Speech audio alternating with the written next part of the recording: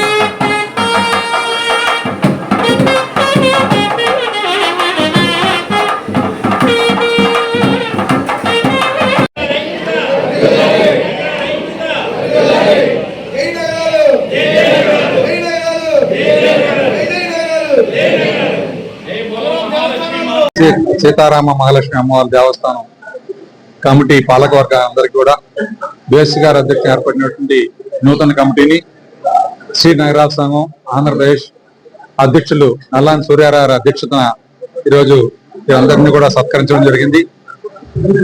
ఈ కమిటీలో చాలా మంది యువకులు ఉన్నారు, కొత్త తరం వారు ఉన్నారు.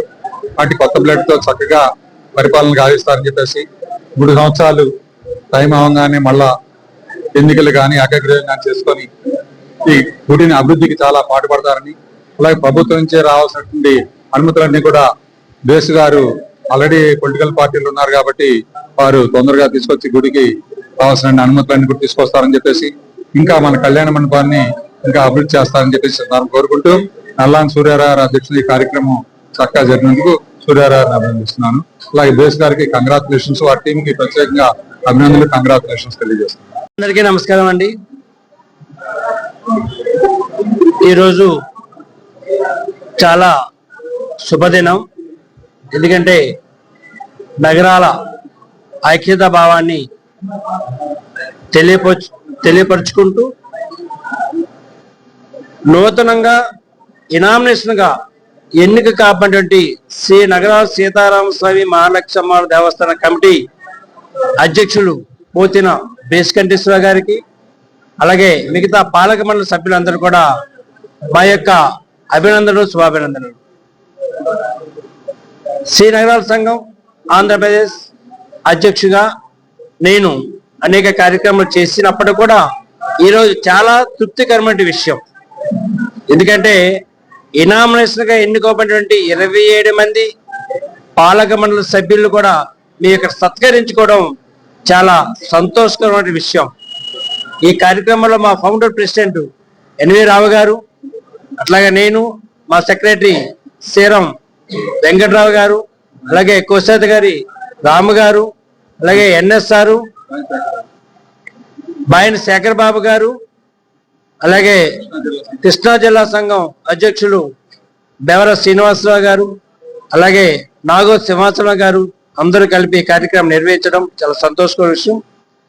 పాలక మండలి సభ్యులకి మా విజ్ఞప్తి ఏంటంటే గుడిని మరింత ఉన్నత స్థాయికి తీసుకెళ్లాలని, వారికి మా వంతు ఏ సహాయ సహకారాలు కావాలని మేము అందిస్తామని, ఏ సహాయక సహకారాలైనా అందిస్తామని తెలియజేసుకుంటూ, బేస్కర్ కూడా ఇప్పుడు గవర్నమెంట్ లో ఉన్నటువంటి వ్యక్తి, ఆ పార్టీ వ్యక్తి కాబట్టి అనేక నిధులు తీసుకొచ్చి గుడిని అభివృద్ధి పథంలో తీసుకెళ్తారని తెలియజేసుకుంటూ, కమిటీ మెంబర్స్ అందరూ కూడా పేరు పేరున అభినందనలు, శుభాభినందనలు. ధన్యవాదాలు. ఈరోజు చాలా శుభదినం, అలా సంతోషదాయకమైన విషయం.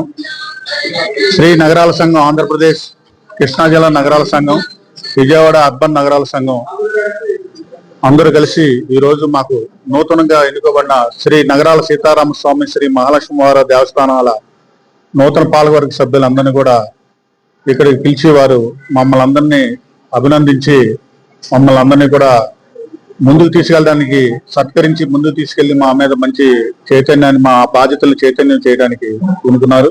వారికి ముందుగా ఈ 3 సంఘాల వారి పెద్దలకు నల్లాని సూర్యరావు గారికి, ఎన్బి రావు గారికి, అలాగే శ్రీర వెంకట్రావు గారికి, బాయన్ శేఖరబాబు గారికి, బెవర శ్రీనివాసరావు గారికి, నాగవతి సింహాచలం గారికి, అలాగే పెద్దలందరూ కూడా ఇక్కడ విచ్చేసిన పెద్దలందరూ పేరు పైన ముందు నమస్కారాలు తెలియజేస్తూ, ఈరోజు ఒక చరిత్రాత్మకమైన విషయం.